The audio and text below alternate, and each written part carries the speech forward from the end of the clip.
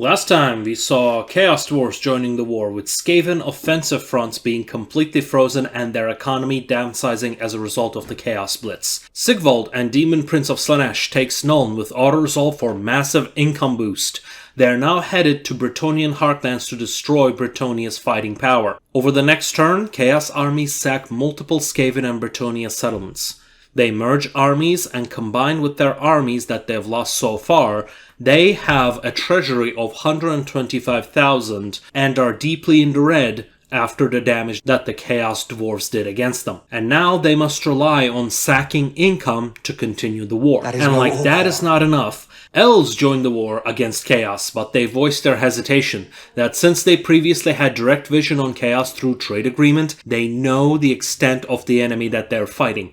And combined with the position of Chaos armies, i.e. front lines and sacking, they suspect that it may be too late to stop the Chaos advance, since at this point, those armies will fund themselves through post-battle and sacking.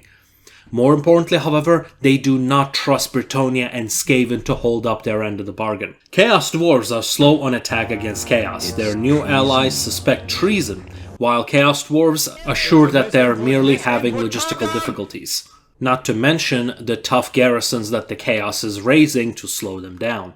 This is reasonable, since just like High Elves, Chaos Dwarves know that Chaos can raise armies instantly, and the Warband recruitment has been filling up the whole game in their heartlands. During this time, let's go to Naggaroth. The ancient city of Quintex is besieged by 3 armies. 40 units strong garrison is making Bretonnia and Elven armies stay in doubt, almost as if there are some disagreements between them.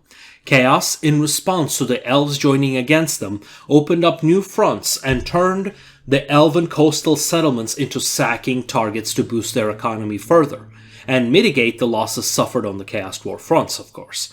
They did this by mass recruiting trolls, marauders, and just a few gifted units at 6 different armies around and inside Naggaroth border. At the close end of the turn, Bretonnia initiate the battle.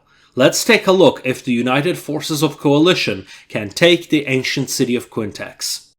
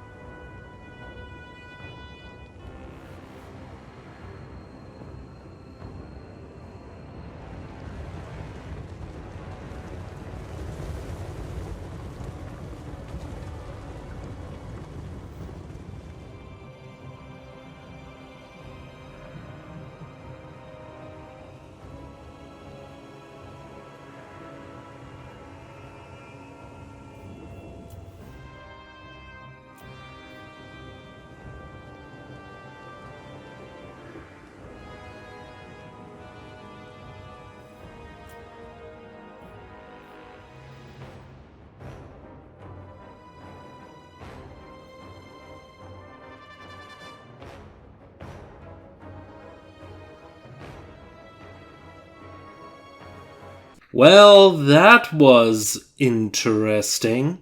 During this time, Chaos has been in talks with the main High Elves player, pointed out that sacking armies, which Chaos can raise, will only prop up the Chaos forces' war, and that their forces are ill-equipped to fight Chaos on the field. They also reminded them Bretonnia's betrayal against Skaven and their little disagreement at ancient city of Quintex. This puts High Elves at a difficult position, faced with the option of fighting for the final win or be a pawn in a war that is guaranteed to cripple or wipe out the Elves. The High Elves agree that Bretonnia needs to be taught that Elves will not tolerate treachery and join Chaos against the rest of the world.